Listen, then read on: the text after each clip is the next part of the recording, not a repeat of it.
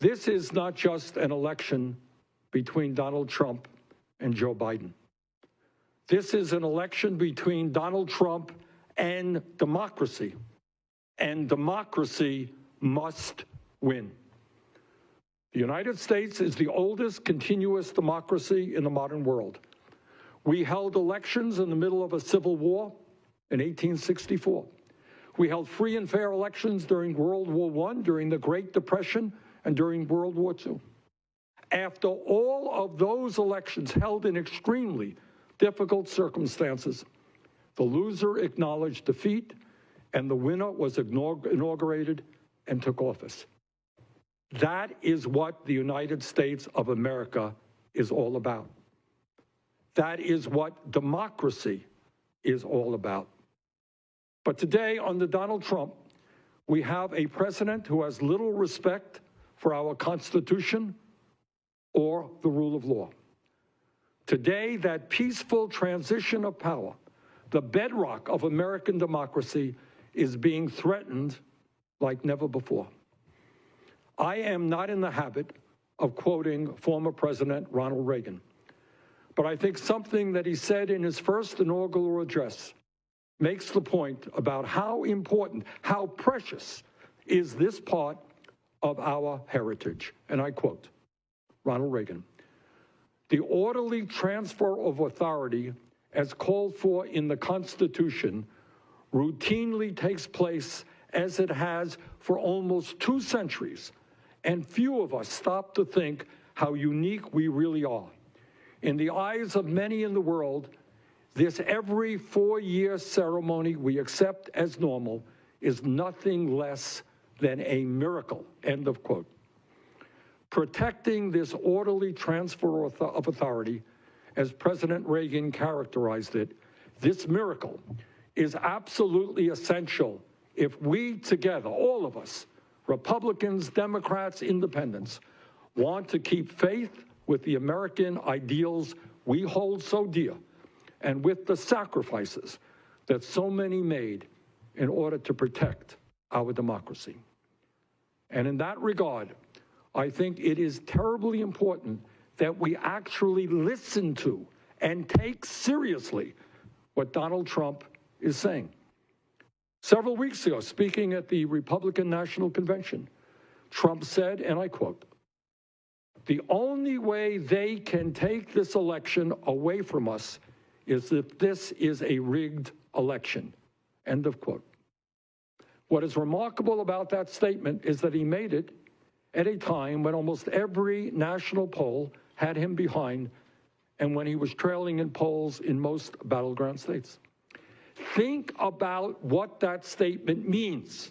Think hard about what that statement means. What he is saying is that if he wins the election, that's great. But if he loses, it's rigged.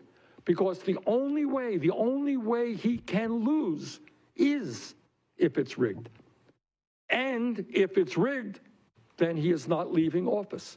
Heads, I win. Tails, you lose. In other words, in Trump's mind, there is no conceivable way that he should leave office. And just last night, Donald Trump went even further down the path of authoritarianism by becoming the first president in the history of this country to refuse to commit to a peaceful transition of power if he loses the election. When asked by a reporter in the White House briefing room, quote, win, lose, or draw in this election, will you commit here today for a peaceful transfer of power after the election, end quote. Trump responded, and I quote, "We're going to have to see what happens. You know that I have been complaining very strongly about the ballots, and the ballots are a disaster. We want to get rid of the ballots, and you'll have a very peaceful, there won't be a transfer, frankly, there will be a continuation," end of quote from Donald Trump. That is not his choice. That's for the American people to determine. Let us be very clear. There is nothing in our Constitution or in our laws that gives Donald Trump the privilege of deciding whether or not he will step aside if he loses. In the United States, The president does not determine who can or cannot vote and what ballots will be counted. That may be what his friend Putin does in Russia. It may be what is done in other authoritarian countries, but it is not, and it will not be done in America. This is a democracy. Now, I do understand that Donald Trump is a billionaire, or so he tells us. I do understand that he was born to a very wealthy family, and from his earliest days was able to get anything he wanted because his family was rich and his family was powerful. I do understand that when you're rich and you're powerful, you don't have to pay taxes like ordinary people, and that it's easy for you to avoid the military draft. I do understand that when you're rich and you're powerful, you can buy politicians and get hundreds of millions of dollars in corporate welfare for your real estate empire. But this I also understand. No matter how rich or powerful you may be, no matter how arrogant and narcissistic you may be, no matter how much you think you can get anything you want, let me make this clear to Donald Trump. Too many people have fought and died to defend American democracy, and you are not going to destroy it. The American people will not allow that to happen. Despite all of the evidence, Trump continues to be obsessed with the belief that there is massive voter fraud in this country.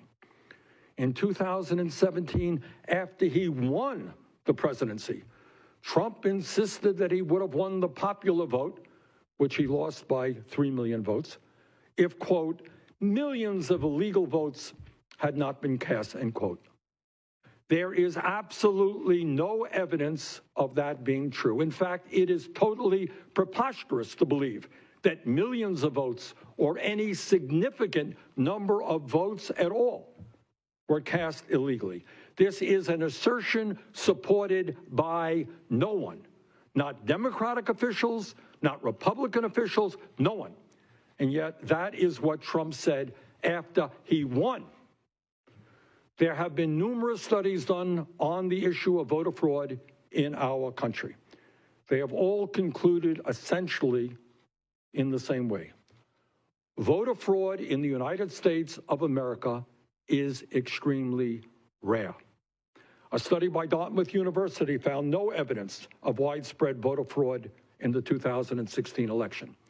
An article in the New York Times from December 2016 stated, and I quote, "In an election in which more than 137 million Americans cast ballots, election and law enforcement officials in 26 states and the District of Columbia, Democratic-leaning, Republican-leaning, and in between, said that so far they knew of no credible allegations of fraudulent voting. Officials in another 8 states said they knew of only one allegation. In Georgia, where more than 4 million people cast ballots, officials said they had opened inquiries in 25 cases into, quote, suspicious voting or election-related activity." But end of quote. But inquiries to all 50 states, every one but Kansas responded, found no states that reported indications of widespread fraud. End of quote, New York Times. A report by the Brennan Center for Justice reviewed elections that had been meticulously studied for voter fraud and found incident rates between 0.0003% and 0.0025%. The report concluded that it is more likely that an American, quote, will be struck by lightning than that he will impersonate another voter at the polls, end quote.